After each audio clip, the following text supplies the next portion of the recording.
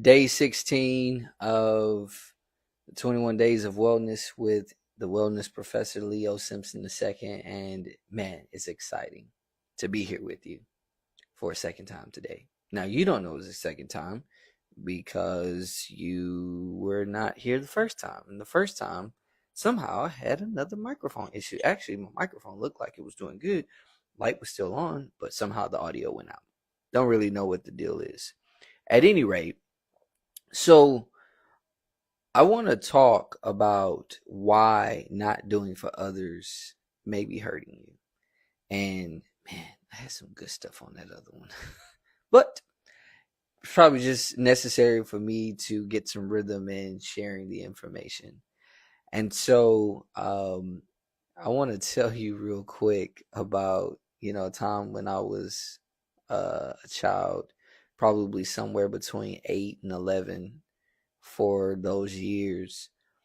So my dad had this thing where, so his mom lived about 40 minutes from us. And then my mom's parents, my granny and my pawpaw, lived about 20 minutes from us, but about 45 minutes to an hour from my grandmother. It just depends on which way you go. And so what he would do on Saturday mornings for about those 3 years, and it wasn't like every Saturday morning, but some Saturday mornings, he would get us up early in the morning, and the first thing we would do is cut our yard, which out of these 3 yards, ours was the smallest. And then we would leave from our house and go to his mom's house, my grandmother, and cut her yard, which was the largest of those. She actually had like the space that her home set on. Then she had a whole nother space next to it, which was about the same size of her space. I think she might have had about a maybe about a 3/4 acre or something like that. And so we would go cut that yard. Like literally at the age that I was, we felt like that other side of grandmother's house was like a football field. It wasn't as long as a football field, but that's how we looked at it. Especially when you cutting it with a mower, to push more, you gotta do your thing. You know what I'm saying?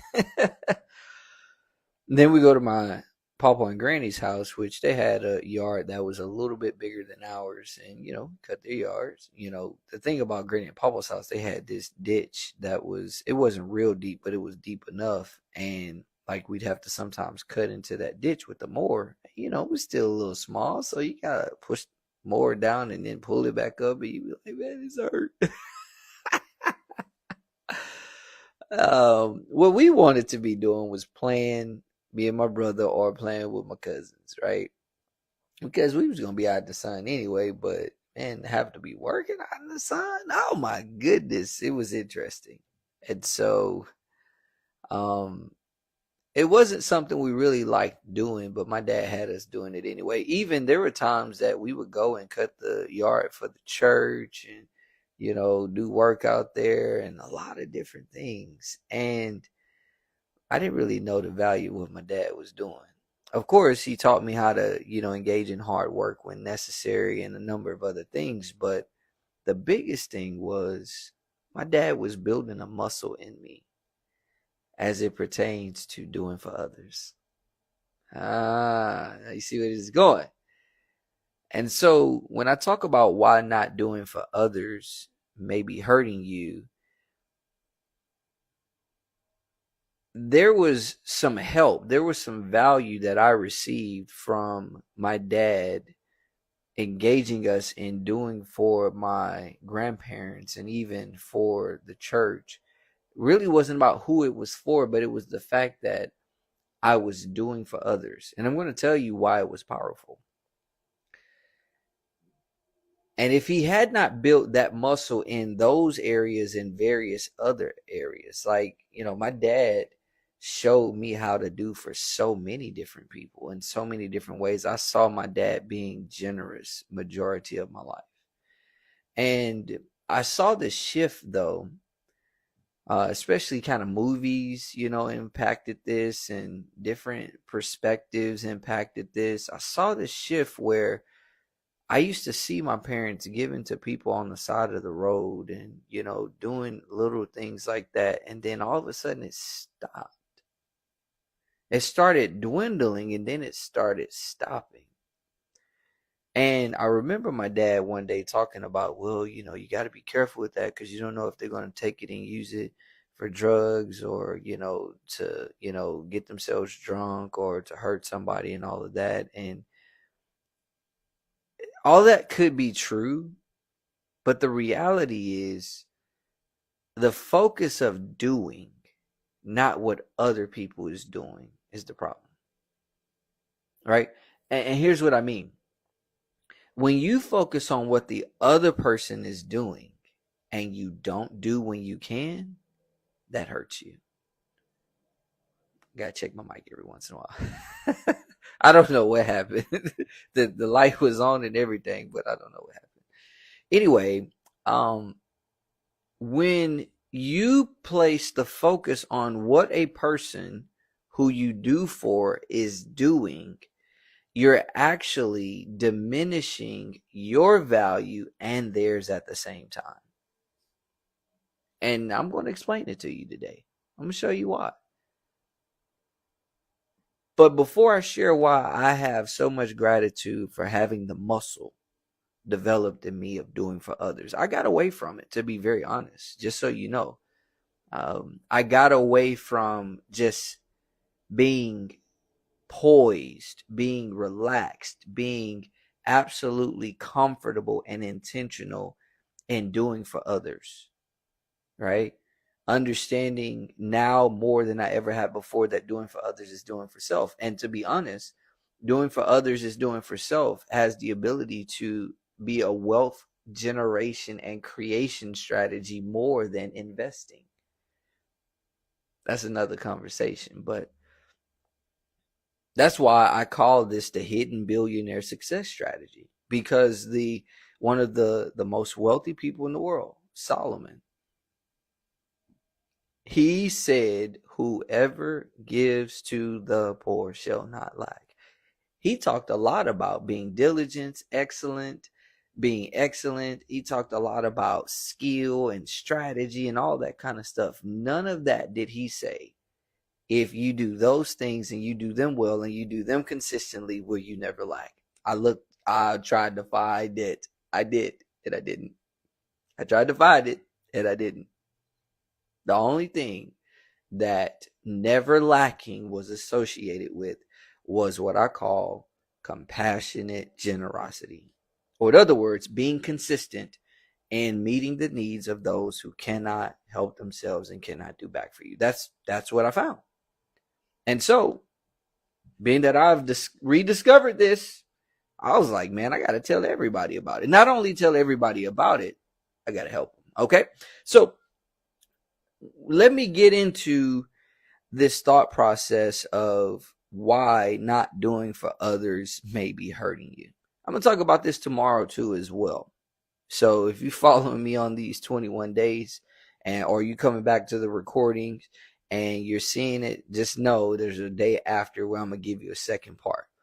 So in doing for others is doing for self, there's two constructs that I want you to think about. One is the 3 C's of existence. It's what I call the 3 C's of existence. And then the other is the 3 C's of life. Now, existence deals with reality of presence, right? Life deals with the function in that reality of presence, okay? And so this is why there's a distinction, because one is about I guess you say passive, which is there's reality. The other is about the active, which is action and function. Okay. So today I'm going to talk about the reality, the existence piece, right? And it's going to connect with why not doing for others actually may be hurting you. Now watch this. In the 3 C's of existence, I'll give you the 3 C's of life tomorrow. If you already know them, you be ready, but I'll give them tomorrow if you don't know them, and you'll see how they correspond. The 3 C's of existence are creativity, connection, and contribution. Now, I didn't come up with these. I actually learned it from Myron Golden, at Myron Golden on Instagram, and he's also, I think, Myron Golden on YouTube. He has golden value, pun intended. Golden value. And so, man, go get some value from Myron Golden. You will experience golden value. Okay? Pun intended. All right. And so I just gave it the term 3 C's of existence. Here's what you've got to understand. We exist for the purpose of doing 3 things: to create, to connect, to contribute. We primarily, in the context of our connection, are intended to connect with one another, right? But we also connect with all other aspects of this environment, the creatures and creation, right? And so what we do as it pertains to the creatures and creation and the fellow creators who are created along with us, what we're doing is we're actually leveraging the creative ability that we have in order to contribute value to the environment that we're connected with and contribute value from and within the environment, right? So that means that, and notice this, everybody you know has a value and a void. Oh, this is good already. Everybody you know has a value and a void. You have a value and a void. And what you got to understand is your value is designed to fill the void of someone else, and your void is designed to be filled by the value of someone else. This is good already. Everybody has a value and a void. Everybody. And so, watch this. A void means a need. Come on, man. This is good. A void is a need. A void means there's lack. A void means that somebody has a reality that something cannot be done by them. You see? And so watch this. Remember the 2 categories that we talk about often. And doing for others is doing for self. We got compassionate generosity for the completely vulnerable, and we got commercial generosity for the partially vulnerable. So you have those who cannot do anything back for you, and then you have those who can do something back for you, but not what you did for them. Right? And those who can do something back for you, they really cannot do back for you because they cannot do back for you what you did for them. That's our products and services. That's our economic system. And let me talk about that a moment. So in my business principles class for this spring semester, we were talking about in our last session the study of economics, right? We were dealing with economics, and economics in its study focuses on, okay, production, distribution as it pertains to the market, right? And so in the reality of economy, we have 3 primary realities. We have productivity, we have distribution, and then we have consumption, right? And I said, hey, if we have no productivity, like if we have limited productivity and distribution, or no productivity and distribution, but we have all consumption, what happens? You have nothing, because the consumption consumes everything and causes everything to be extinct. Like we drive things into extinction when we focus primarily on consumption. And we'll talk about consumption more specifically tomorrow, but I just want you to see the context. So the importance of production of goods and services is pivotal. Even more pivotal is the distribution of them. Meaning, if you don't distribute your products and services that you create, then you're going to be cursed. Oh, that sounds familiar. My billionaire, my multi-billionaire mentor, Solomon, he said it. He was like, hey, he who hoards grain, people curse him who hoards grain, but a blessing comes to the one who sells it. I wonder why. Because you are actually helping to empower and power the experience of the environment. Why? Because you're being creative, and you're not only being creative, you're connecting with those in your environment by contributing what you created. Absolutely. Yeah. That is the value of our human existence, that we have the ability to create, to connect, and to contribute. That is the value of our existence. That is the power of the reality of our human experience.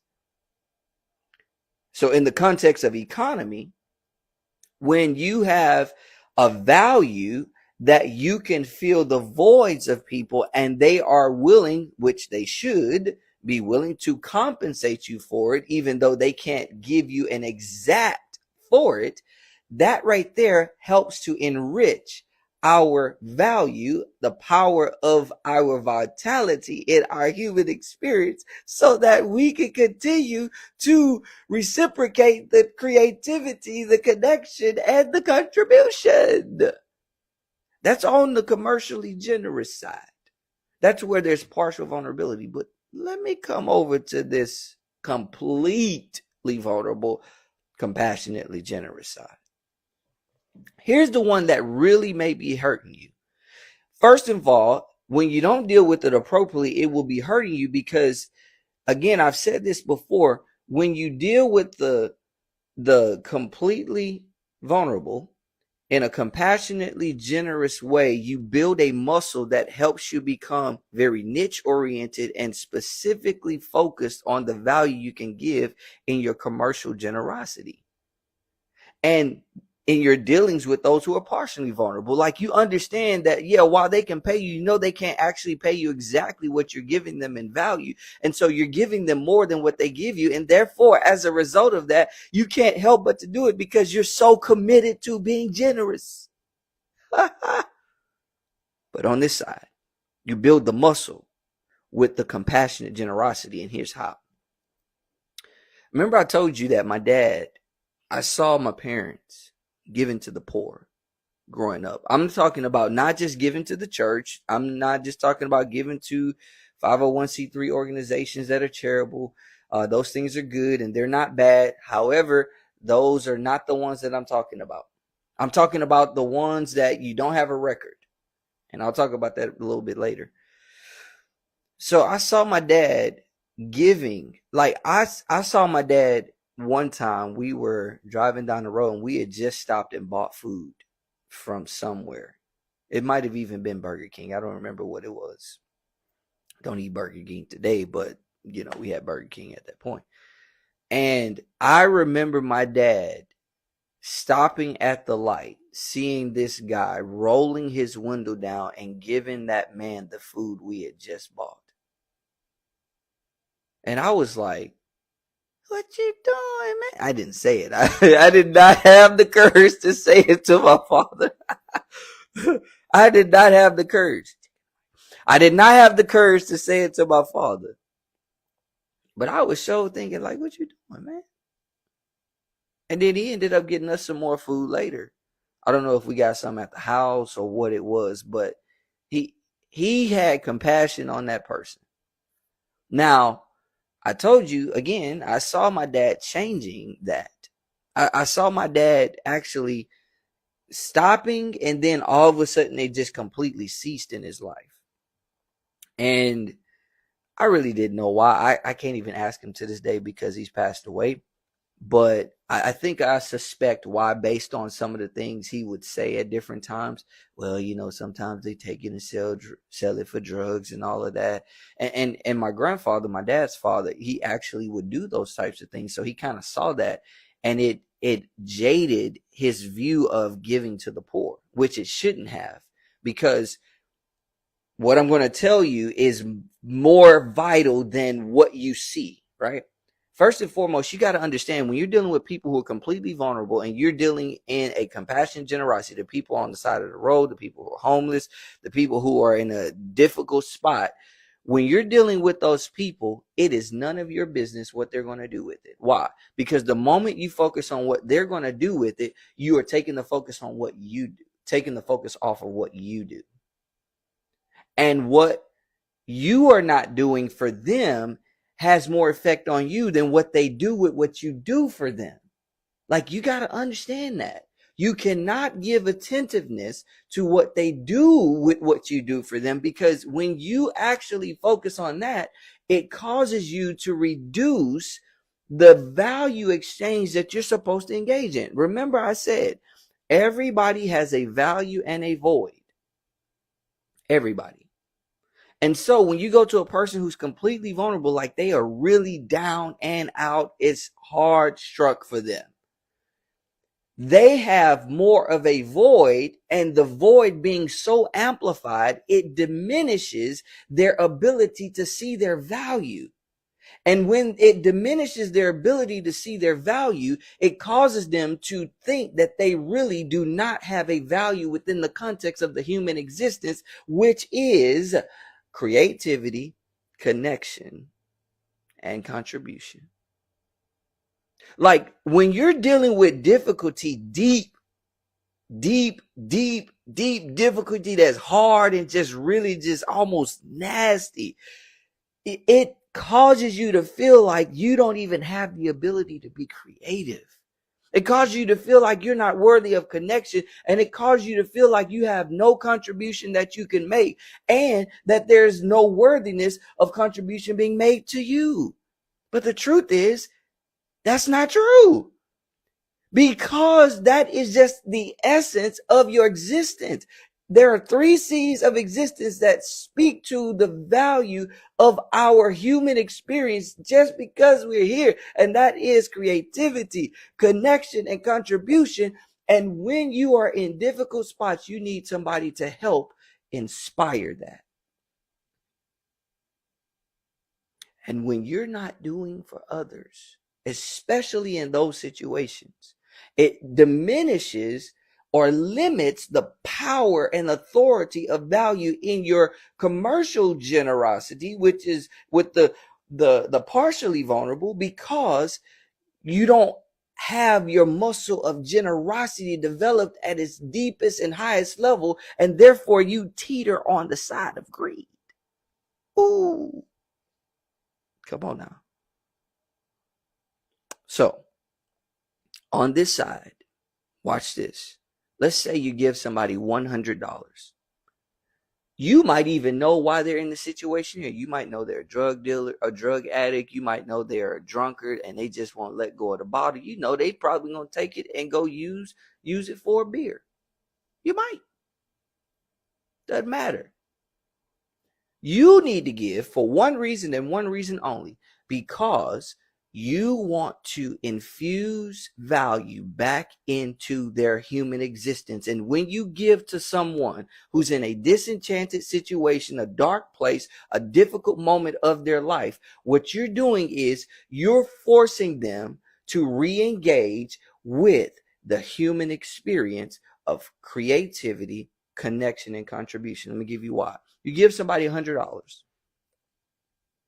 In many instances, they're going to take that $100 and they're going to give it to something in the economy. Let's not even look at that they can give it to a drug dealer. Let's not look at it that they can go spend it on beer where they're going to drink themselves to death. Let's not look at it. Let's look at the possibilities. Let's look at the hopefulness. Let's say they have no shoes on their feet and it's hot outside or it's cold outside, one of the two. You give them $100. How likely, and it doesn't matter if they do, but how likely are they to take that $100 and go buy them maybe a $20 pair of shoes, maybe 2 $20 pair of shoes? So they spend $40 and then they can actually get some food. You just spent into the economy. You just actually infuse value into the economy by giving them some money that they then went and pumped right back into the economy. I mean, you were going to spend it anyway. Might as well go put it in their hands and actually infuse value back into their human experience and the value of it. At a minimum, by giving them that $100 and them going and spending it somewhere, you position them to become a contributor. Let me explain why. When I did the Wealth Wellness live, I don't remember which day it was. When I did that live, I talked about the definition that Myron gave me about wealth. He said, wealth is the ability to create value for someone other than yourself. I love that definition. And then he says, money is what you receive as a reward for you using your ability to create value for someone other than yourself. And money tells other people that you have created value for someone other than yourself. Money is the reward that you receive for creating value for someone other than yourself, and it tells others that you have created value for someone other than yourself. Watch me on this. Okay. Money you get because you create value for someone other than yourself. So that means you create with someone you connected with, and it shows that you create for that someone you connected with because you contributed. Oh, that's good. So when you get money, it means you engaged in creativity, connection, and contribution. Woo! That's good. That's good. What about the poor person, Leo? Watch this. If money is the reward you receive for having created value for someone other than yourself, and it tells people that you have created value for someone other than yourself, when you give that person who is completely vulnerable from a compassionately generous place, and they go spend money, you are giving them some of your value in the void of their inability to receive money. Well, here's the thing. They are in a void of their inability to receive money because in some way, shape, form, or fashion, they are captivated by something. They are held strong by something. They are bound by something that's keeping them from actually engaging in their creation, their connection, and their contribution ability, whatever the case may be. As a result, they don't have money or something of its nature to take it to somebody else so that somebody that they take it to can look at them as they are someone of value to support a void. So when you give to the person who's completely vulnerable from a compassionately generous way, in a compassionately generous way, what happens is you give them a part of your power to show the world their value. You give them a part of your power to re-engage with the world and in some way, shape, form, or fashion look like they have created value for someone other than themselves because they are making use of the reward that people receive when you create value for someone other than yourself. You are giving some of your virtue away. You're giving some of your authority away. And every time you give some of your authority away, more specifically to somebody who is who's in a completely vulnerable situation, and they're dealing in the arena of compassionate generosity, it strengthens your resolve to give value over here, to use your ability to create value for someone else over here, and you get rewarded handsome because people see you extremely generous. People see you really not selfish. And do you want to get rid of selfishness? Go give to someone who does not have the ability to give back to you and can't do back for you at all. I'm not talking about the people who can partially compensate you or they're partially vulnerable. Yeah, do for them too. But if you really want to eliminate selfishness, if you really want to eliminate greed in your life, if you really want to eliminate these realities of depression and mental weightiness and anxiety, the best thing you can do is go do for somebody who's in a worse situation than you, especially when you empower them to use the reward that tells people you have created value for someone other than yourself. See, here's what we did in our company. So my company is called Inspire the Globe. And what do? We breed solutions into the world's problems, right? For example, we help people to eliminate weakness. What is weakness? We help people to eliminate chaos, frustration, and confusion in work and family and life by replacing it with wellness, right? That's one of the aspects I do. More so, that's what I do as my primary thing. And it's kind of like the lead focus. Anyway, well, Inspire the Globe breeds solutions into the world's problems. Well, how? Well, two ways: content delivery, solutions creation. What's that, Leo? Well, that is, we actually deliver content where we are educating people on not only their problems so they can understand them very well, but what is the solution to their problems. Okay, great. So when you educate people on what their problems is so they can understand them and how to actually solve them, we don't just leave people to go solve their problems. We also provide them an avenue to actually solve the problem. So we deal with discovery and demonstration. We deal with education and application, because we have a unique ability to straddle well between the worlds of strategy and execution, meaning we can tell you what it is, but we can also give you the ability to execute it. So that's what we do.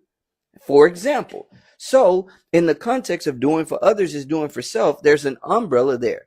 Well, we are creating wellness value for adults as well as wellness value for kids.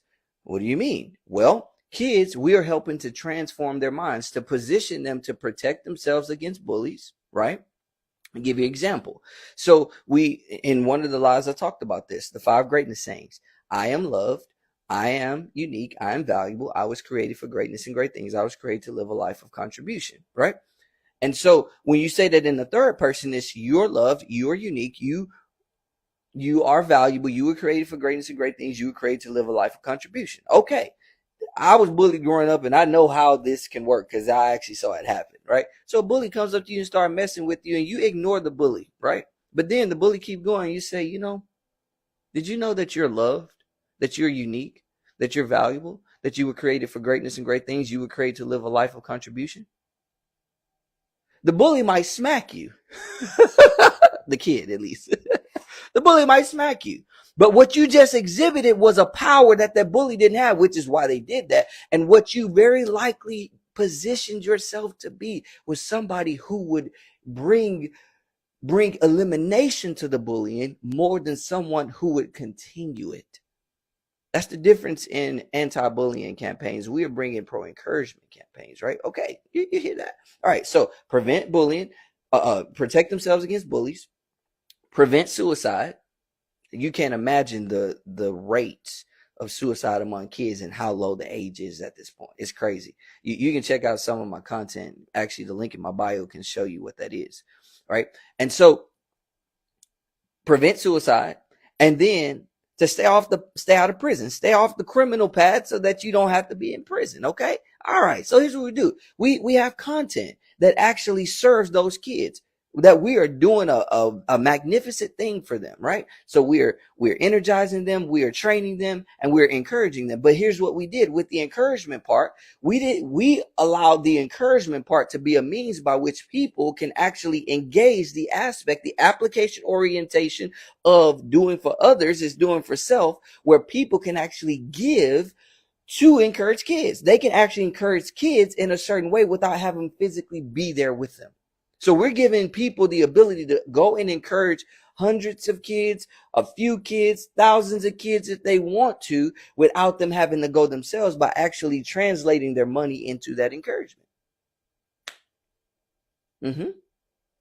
But while we're doing that, we're actually bringing wellness back to those people by having communicated to them the awareness of doing for others is doing self, like what I'm doing here, so that they can then exercise it, apply it, and then begin to immediately see the benefit of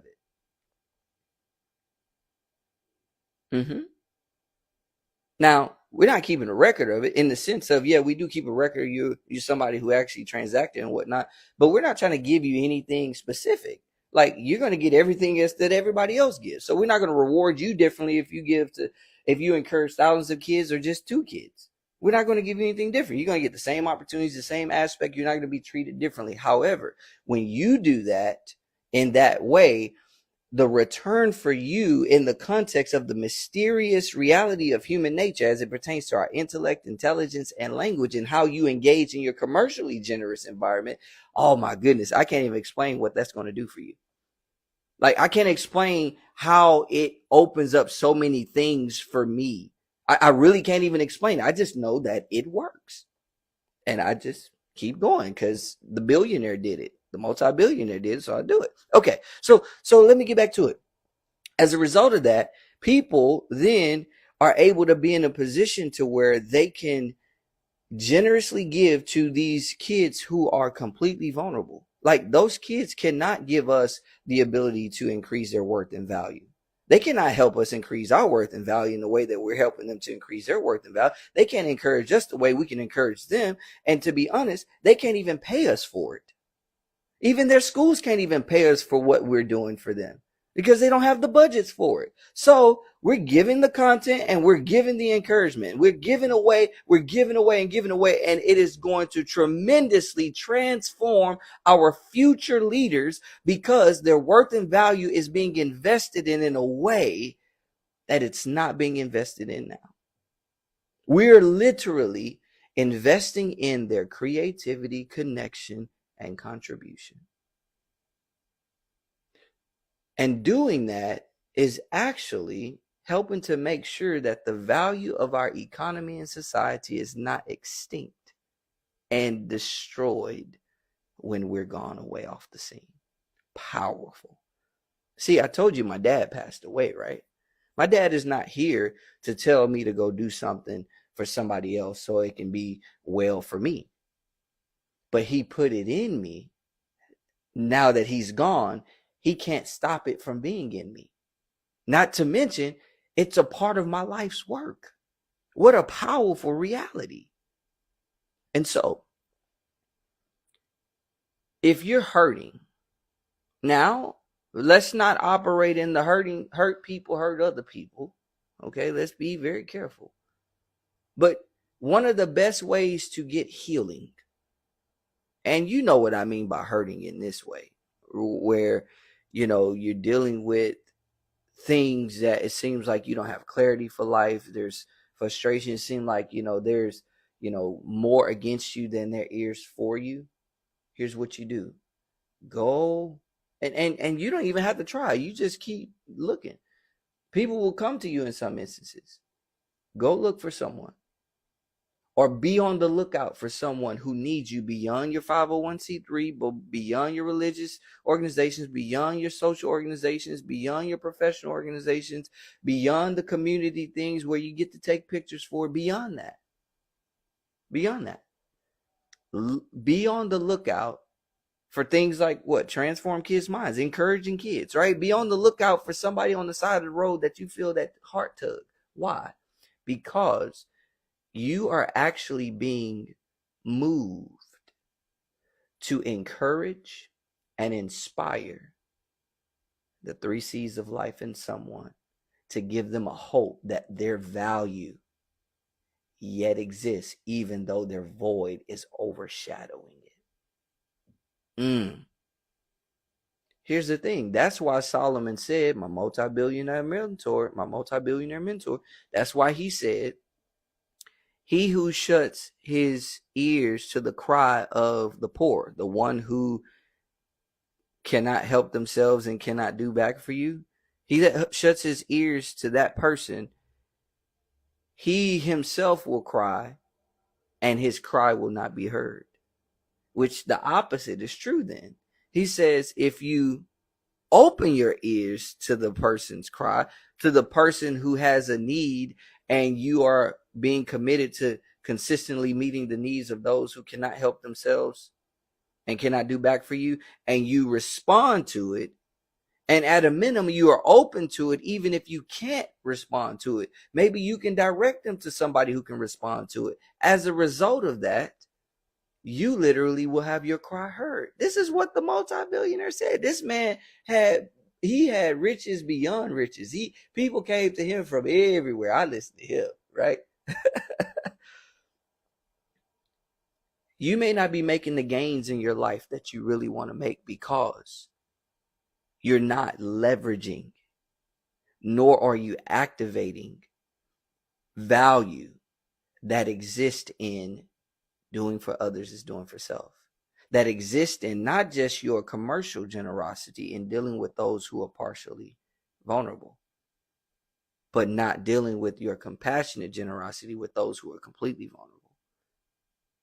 Right? If you have the thought in your mind that, man, if I give this to this person, like it's going to hurt me in this way or whatever the case may be, what you're saying is you're really not compassionate and you're really not generous. You're saying, I'm more so willing to close my ears to the cry of those who cannot help themselves and cannot do back for me. And that right there puts you in a dangerous position, because it takes you on a spiral away from you being a person who gives value to being a person who focuses on your void. See, the more you understand compassionate generosity and commercial generosity, and you engage in them with great intention, you become a person who focuses on your value so that you can fill the voids of others. And when you fill the voids of others, you receive from both sides, but particularly from the partially generous side, the compensation that allows you to activate or access specifically the commercial generosity of others. That's why you never lack, because you focus on the value you're able to give so much that other people focus on the value they can give to you so much.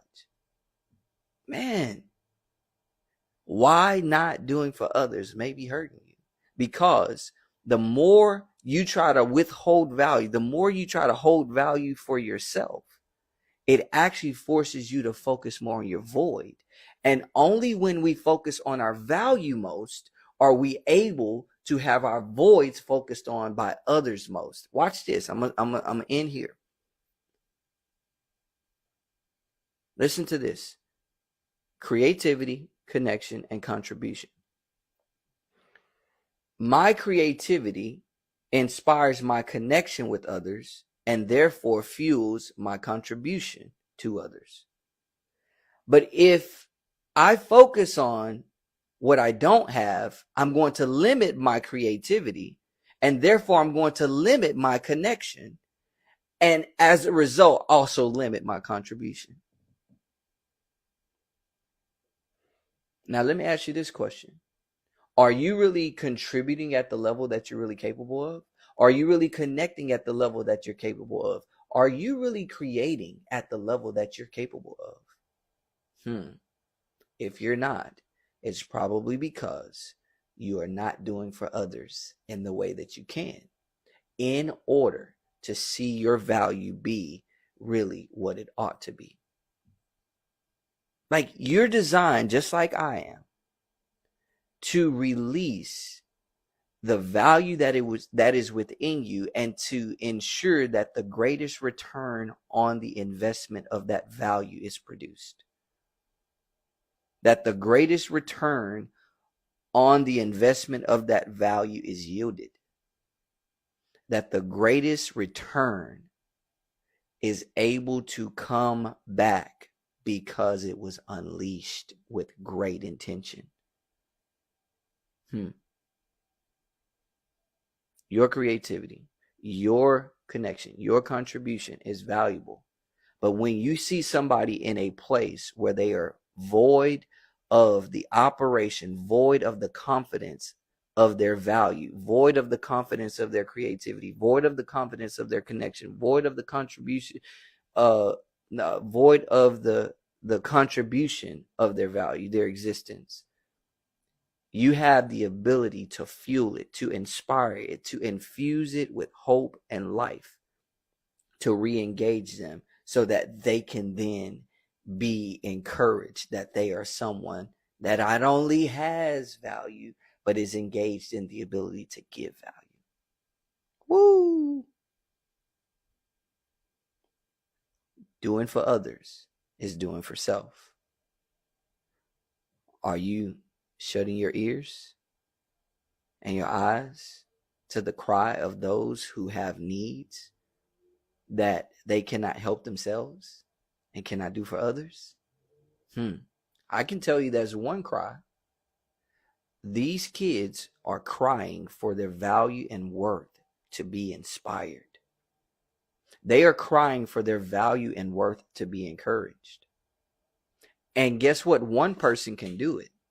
But what if hundreds of people do it? What if thousands of people do it? What if hundreds of thousands of people do it? What if millions of people do it? it will infuse so much value into the creativity, connection, and contribution value of those kids before they need to really engage at the highest level. Are you going to shut your ears to their cry?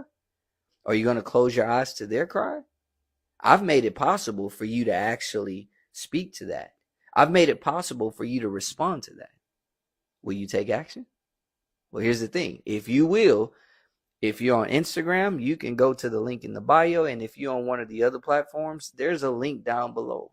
But listen to me, I'm telling you, whether it's the kids through this particular effort of transform kids' minds where you can encourage, or if it's somebody on the side of the road or a friend who sends you a phone, a text message, or makes a phone call and tells you they're in a difficult position, I'm telling you, when you do for others, you do for self in a profoundly valuable way.